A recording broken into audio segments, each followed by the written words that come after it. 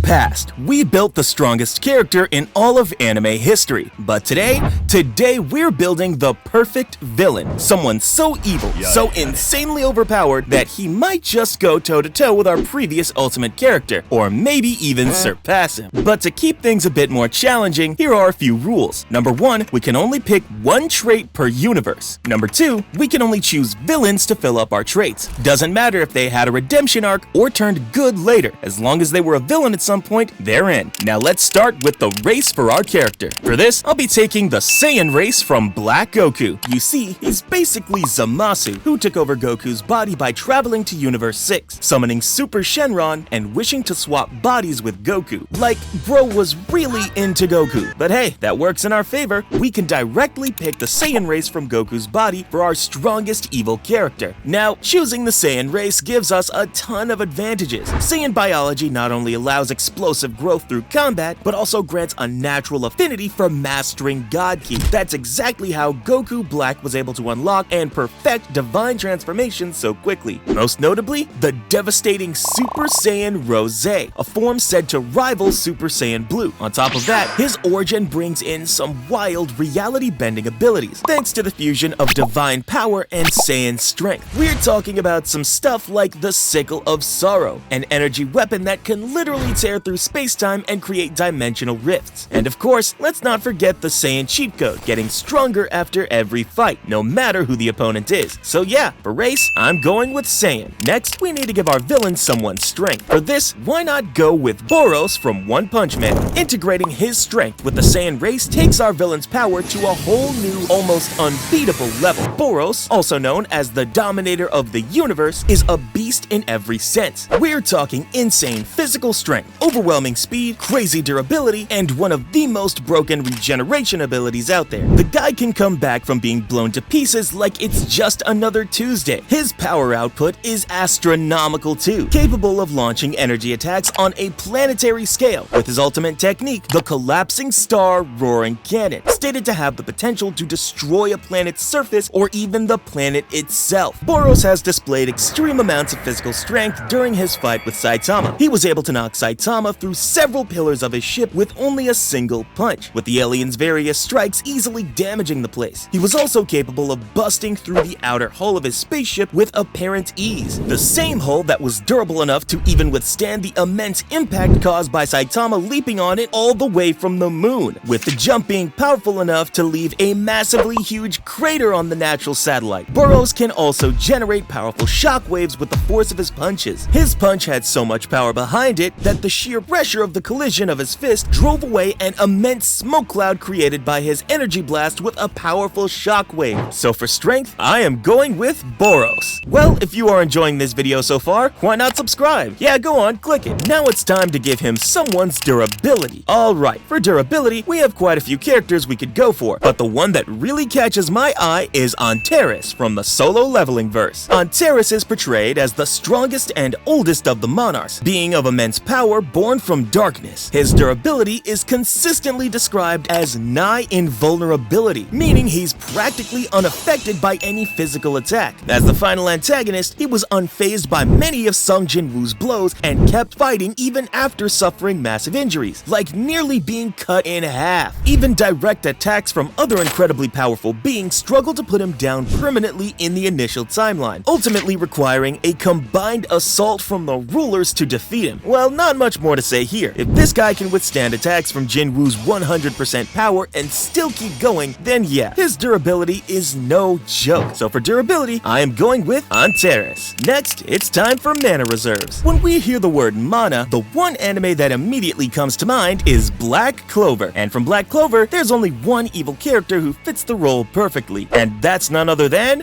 Lucius Zogratis. You see, Lucius is the main antagonist of the final saga, revealed to have been secretly sharing a body with the Wizard King Julius Novachrono. As the eldest of the Zogratis siblings and the host of the Supreme Devil Astaroth, Lucius possesses immense power, especially in manipulating time and souls. Now, when it comes to his mana reserves, which is the main trait we're focusing on, Lucius is on a whole other level. His mana is portrayed as incredibly vast, fitting for a devil host and someone who absorbed the heart of Lucifero, one of the strongest devils in existence. His power is so overwhelming that he can casually do things like levitate, destroy massive portions of the royal capital, and create multiple physical clones of himself, each one powerful in its own right. He can control gravity and time with ease, abilities that require massive reserves of mana, yet he uses them like it's second nature. Even in the latest manga chapters, Lucius was able to resurrect all the paladins, this time even stronger than before, and on top of that, he's still keeping up with both Asta and Yuno like it's nothing. So for mana reserves, I choose Lucius Zogratis. We talked about mana reserves, but what about mana control next? For this, I have one particular character in mind, and that's none other than Zeref Dragneel. You see, Zeref is renowned as the strongest and most feared dark mage in the history of the fairy tale world, having lived for over 400 years. Cursed with the Ankh-Saram black magic, he was initially plagued by uncontrollable death wherever he went, but over time, especially after he stopped valuing life, he gained a degree of control, allowing him to wield his immense power with deadly intent. When it comes to mana control, Zeref's feats speak for themselves. He can cast devastating death spells capable of wiping out entire areas in an instant. Beyond destruction, he's a master of forbidden and ancient magic, having created the Aetherius, powerful demons, each with unique and terrifying abilities. This alone shows his deep understanding of how to infuse life with magic. His control even extends to manipulating time and space. He created the Eclipse Gate, froze time, and demonstrated abilities that go far beyond conventional limits. On top of that, he taught Mavis Vermilion, the first master of fairy tale, the incomplete form of law, proving just how deep his knowledge runs and how precisely he can pass on complex magical concepts. And lastly, let's not forget, his cursed magic, especially Ankh-Saram's black magic, requires an absurd level of control just to avoid wiping out everything around him. That alone is a testament to how insanely refined his mana control truly is. So for mana control, I am going with Zeref from Fairy Tail. Next, it's time for speed. Now, for speed, there are quite a few characters we could pull this trait from, but the thing is, I've already planned to use those characters for something else. So for this one, I'm going with none other than Turbo Granny from Dandadan. Now, I know what you're thinking. Isn't she an ally? Well, as I mentioned in the starting rules, if a character has been an antagonist at any point in the series, regardless of whether they turn good later, we're allowed to pick them. So by that logic, we're good to go here. Turbo Granny, also known as the 100km/h Granny, is a major and initially antagonistic yokai from the Dandadan manga. Despite her creepy elderly appearance, she's an incredibly spiritual entity known for her insane speed and territorial dominance. She can cover huge distances in the blink of an eye and is almost impossible to outrun or even track visually. But it's not just about how fast she runs. Her speed directly boosts her combat abilities. She can dodge attacks with split-second timing and use her velocity to enhance the power of her physical strikes. Not only that, she can also teleport through phone lines by utilizing her speed and her understanding of the world's spirals, specifically the spiral-shaped magnetic fields that flow around electrical currents. So for speed, I am going with Turbo Granny. Next, let's make our character's defense a bit stronger. For this, I have the perfect defense to give our character, one that also complements his ruthless nature. You see, for this trait, I'm going with none other than Makima from Chainsaw Man. Makima is the control devil, the embodiment of a primal fear. Her most significant defensive ability comes from a unique contract she made with the Prime Minister of Japan. According to this contract, any fatal damage inflicted upon Makima is instantly transferred and distributed to random citizens. In other words, every citizen becomes a proxy, a living shield, absorbing the damage meant for her. This makes her nearly impossible to kill through conventional means, as the number of people protecting her is beyond staggering. Makima's feats in the manga clearly showcase just how terrifyingly effective this defense is. During the Control Devil arc, she takes on attacks that would be fatal to almost anyone. She's shot multiple times, even in the head, and suffers devastating blows from powerful devils and elite devil hunters. And yet, each time, she gets back up like nothing happened, while random citizens across Japan bear the cost of her damage. Honestly, what better defense could we give our most evil character than this? So for defense, I choose Makima. We talked about this ruthless defense, but what about the most evil mindset next? When it comes to the most evil mindset, there's only one character who truly stands out: Griffith from Berserk. Griffith's twisted mindset is a defining trait, giving him the cold, ruthless edge that makes him not just powerful, but genuinely terrifying on a multiversal scale. He is defined by his boundless ambition, extraordinary charisma, and chilling capacity to sacrifice anyone one to achieve his dream. He orchestrated the horrific event known as the Eclipse, sacrificing his loyal Band of the Hawk, including those who loved him most like Casca and Guts, to gain true power and ascend to godhood as Femto. That moment alone proves just how far he's willing to go, committing unspeakable atrocities in the name of ambition. And let's not forget what he did to Casca right in front of Guts, an act that doesn't just show cruelty, but a deep, calculated intent to shatter those who were closest to him. So for the most evil mindset, I am going with Griffith. We talked about mindset, but what about intelligence next? For this, there's no one better than Johann Liebert. I know Aizen from Bleach is also a strong contender here, but don't worry, I've got something else planned from Bleach, so let's leave that aside for now and focus on why Johann is the perfect pick. You see, Johann's intelligence isn't just about planning, it's about understanding the human mind on a level that feels almost supernatural. He doesn't just manipulate people, he breaks them down, exploiting their deepest desires, fears, and weaknesses. Johann doesn't need to give direct orders. He twists reality through sheer charisma, deception, and psychological warfare, orchestrating chaos with terrifying ease. Well, not much more to say. When it comes to manipulation and strategy, this guy operates on a completely different level, and with Griffith's mindset, Johann's intelligence will become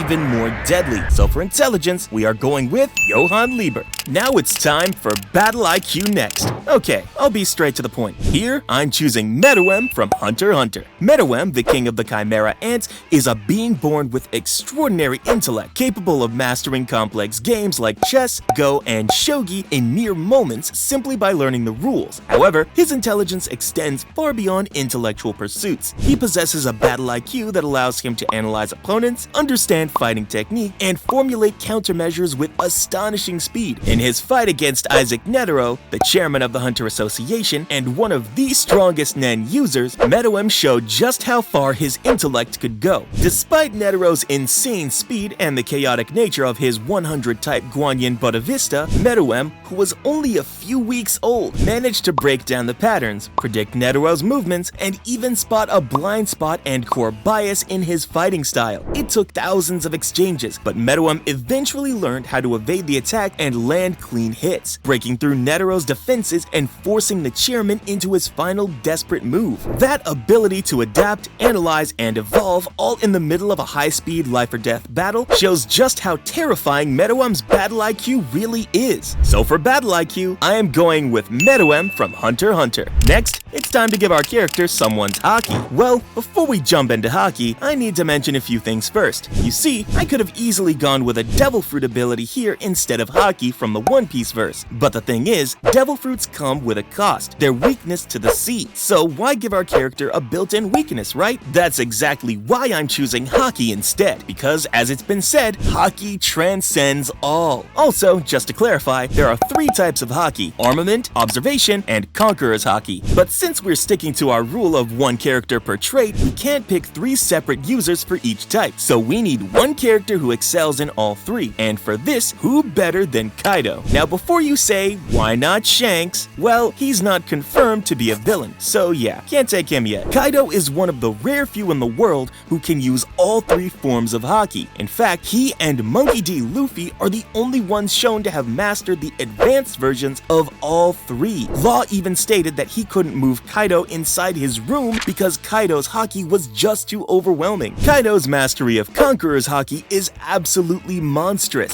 This rare type, used by only 1 in several million people, was showcased in his clash against Big Mom, another Supreme King haki user. This clash created a burst of lightning, shook all of Onigashima, and literally split the heavens. Kaido can release massive bursts of his haki that damage the surroundings and send opponents flying without even touching them. When it comes to armament haki, it's just as terrifying. His armament was strong enough to damage Luffy even when both of Luffy's arms were hardened. He also uses its advanced application, letting him project haki through his Ganabo to strike enemies from a distance with brutal force. And when he infuses that same weapon with Conqueror's haki, the damage skyrockets. Lastly, don't sleep on his observation haki either. Kaido could sense the voices of the super rookies even after he and Big Mom unleashed a combined attack, allowing him to confirm they were still alive. He's also shown the advanced version of this haki, briefly glimpsing into the future to dodge powerful attacks like Luffy's Red Hawk and Snake Man strikes. So for haki, I am going with Kaido.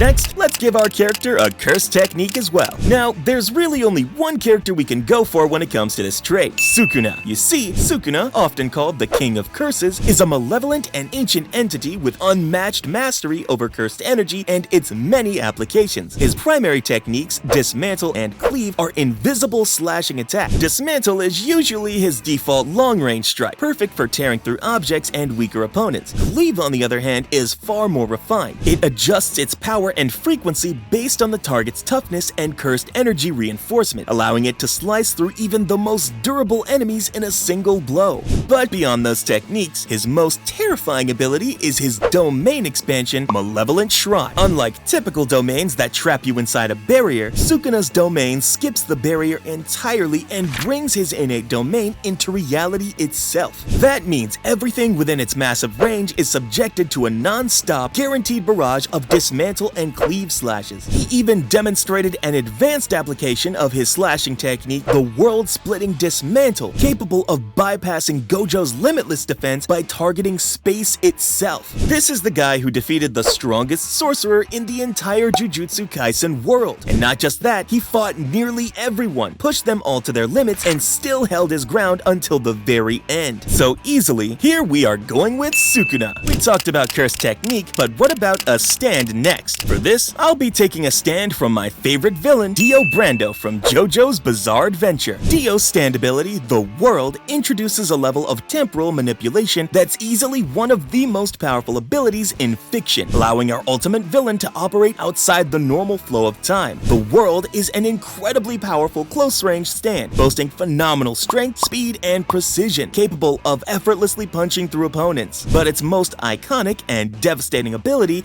is the power to stop time. When activated, only Dio and the World can move within the frozen temporal space, letting him reposition, set up attacks, and interact with the environment while everything else remains completely paralyzed. At first, Dio could stop time for about 5 seconds, but with practice, and after obtaining Joestar blood, that duration extended to a maximum of 9 seconds during his fight with Jotaro. What makes this ability even more terrifying is that any force applied during the time stop takes full effect once time resumes, meaning every hit lands at once, leaving his enemies with no way to react or defend themselves. This alone makes Dio incredibly difficult to fight, as his opponents are left completely vulnerable during those few but fatal seconds. So for stand, I choose the World. Next, it's time to give our character some unique eyes. Now here's where Bleach truly shines, because this time, I'm giving our character the eyes of Yhwach. You see, the core of Yhwach's power lies in the Almighty, an ability that, once activated by opening his eyes, allows him to see all possible futures at the same time. And this isn't just prediction. He perceives every potential outcome as if they're all happening simultaneously, like grains of sand slipping through his hands. But what makes the Almighty truly terrifying is that Yhwach doesn't just see the future, he can change it. He can choose a future where his opponent is already defeated and bring that version of reality into the present. He can nullify abilities before they even fully develop, erasing threats before they ever exist. This level of future manipulation makes him nearly impossible to predict or counter, because he can just rewrite the flow of events in his favor. His power is so absolute, it can even erase futures where he dies, giving him a form of reality warping limited to the future, but still overwhelming in its scope. So for eyes, I am going with